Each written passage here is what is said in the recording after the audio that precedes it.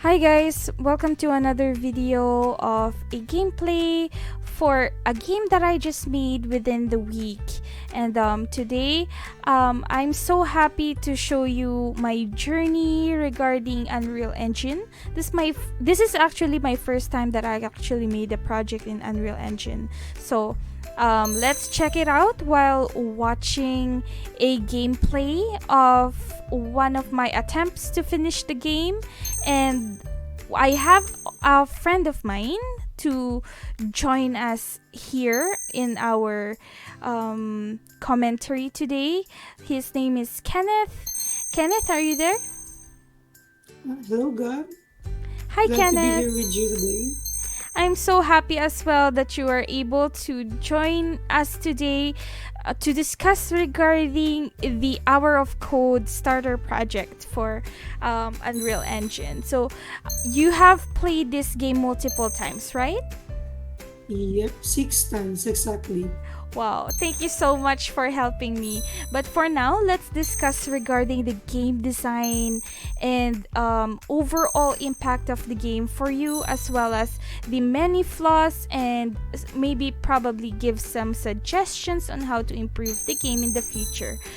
For now, were you able to enjoy stage one? I kind of enjoyed it, especially the hidden stages. I mean, the hidden part of the stage one, the hidden coins. Mm-hmm. The thing that I really don't like about stage one is the small platforms leading to stage two. Since whenever I try to make over the jump to the small platforms, sometimes I go over or go way behind the platform and I just completely fall over. Then I had to restart over from the beginning again since the checkpoint is, at the start of the second stage. So I yeah, that see. was the only annoying part. I see. Regardless of that, it's still fun. But I see. I'm glad to hear that it was a good experience for you. But how about stage two? I know you had some difficulties with it and reported a lot of bugs and exploits during your playthroughs. So, can you tell me more about your experience with that? Stage 2 was the most annoying part of the game. It was so tedious and unnecessarily difficult. Since since when you try to jump over the moving platform, the up and down flat platforms, you tend to go overboard on the movement of your character, even though you slightly press the keyboard. You accelerate too much that you actually fall over the platform instead of landing exactly on top of it, even though you never meant to move a lot of spaces, but it just happens for no reason. The Yes, acceleration of the character was kind of inconsistent, and that kind of makes it so annoying for me. I see. Really sorry to hear about that. So, after stage 2, I think that you should be able to like get a sigh of relief when you reach that checkpoint over the stage three's island, right? Yes, completely. Made me it frustrates me so much that I keep dying, not because I'm bad, because the character's movement just is all over the place. I see. I'm really sorry to hear about that. But as for the next part of the game, which is probably the disappearing platforms, or did you explore the other side of the map first, or did you went to the castle where there's a locked door where you needed to like get a key for it to open? So where did you go first after you reach stage 3? Actually, the first time I played the game, I went straight up to the castle and pretty much explored everything that you can explore there and get all the coins and gems that you could before I actually realized that you have to go to the other side of the island in the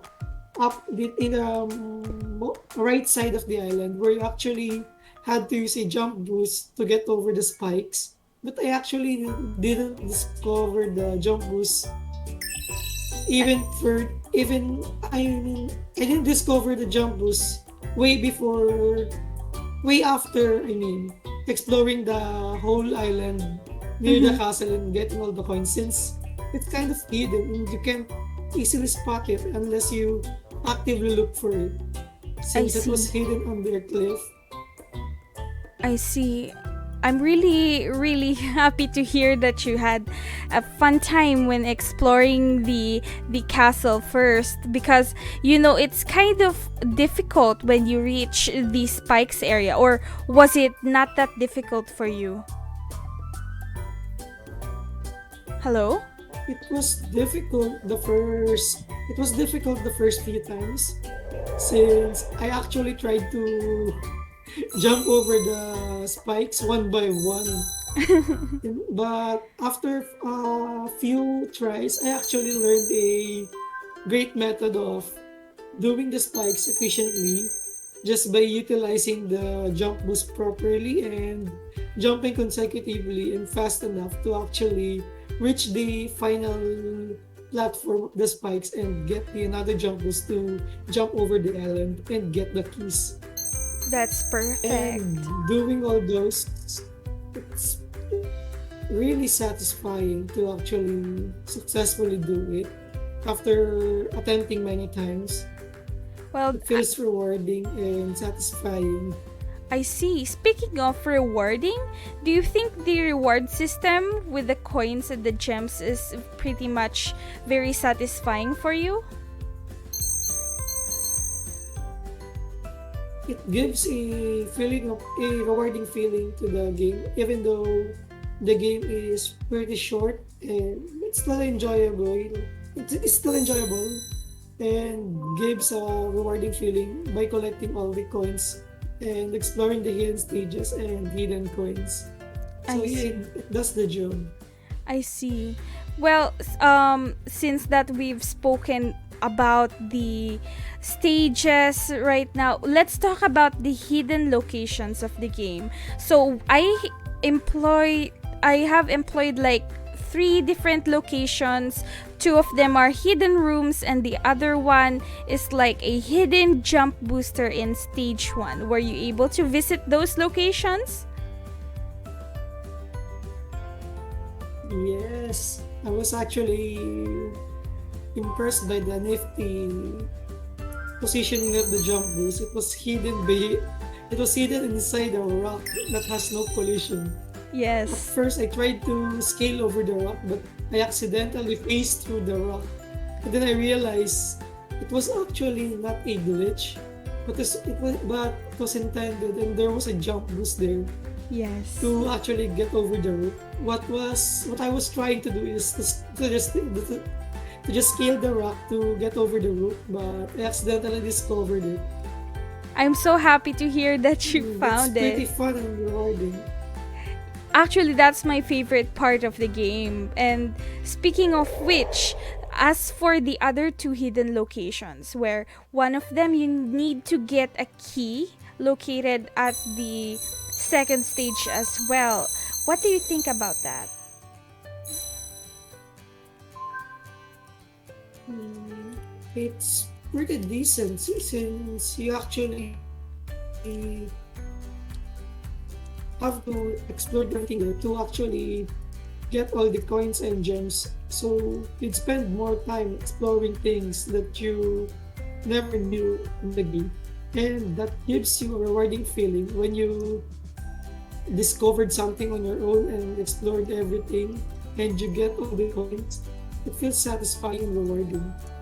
I'm really happy to hear that you enjoyed your experience. But speaking about like your good experience with the game, are there any flaws or the negative sides that you have experienced, or maybe you could share some of the things that you think that we can have to improve in the future? I think we could definitely improve the level design, but given that this was Gab's first attempt on Unreal Engine, I'd say she did pretty well on the level designs for her first time. But it definitely could be improved in the future when she garner more experience on Unreal Engine, and it could use some more mechanics in the game besides the jump boost to make it more interesting and more fun to play, since there's actually only just one mechanics in the game that alters the gameplay, which is the jump boost. Mhm. So yeah, I'm looking forward to more improvements in the future from Gab. Thank you so much for your input, and I really appreciate with you explaining your experiences with the game. Hopefully that we will be able to improve the game once everything's sorted out, and we'll make sure to get your input as well, like and provide more mechanics and probably fix some parts of the map that seems too tedious for players, because I definitely understood that some of the platforms have different collisions, right? Like you had experience with that. Yep, in the earlier builds of the game, in the stage 3, when you discover your first jump boost, the jump was so inconsistent and infuriating. They actually managed to come up a actual efficient way or surefire way of scaling the cliff, since it's so inconsistent that I keep trying and trying and trying so many times that it's so annoying. I'm really sorry to hear about that. But I am indeed grateful that you were able to finish the game. How much time did you spend with this game on your last attempt where everything's been fixed, like the bugs and everything? My last attempt actually took like 8 minutes, since I actually know everything about the game already. I know all the placements of the coins, the secrets, and how to efficiently travel the platforms and all that. So it was pretty fast, but considering the content of the game when you first play it, if you're a first timer, it could take you something around 20 to 30 minutes, 45 if you actually like me, walk around searching for the key like an idiot. It feels so stupid. I'm really sorry. Do you think that I should have not hidden the keys on the areas that I put them at? Or do you think it's fine the way it is? I think right now the what you did was fine, and where you just adjusted the location of the jump boost to the pathway on the way to the keys. I think that's what you just need to do, and it still gives the challenge to the player, but doesn't make it too easy either. I see. I'm really happy to hear about that.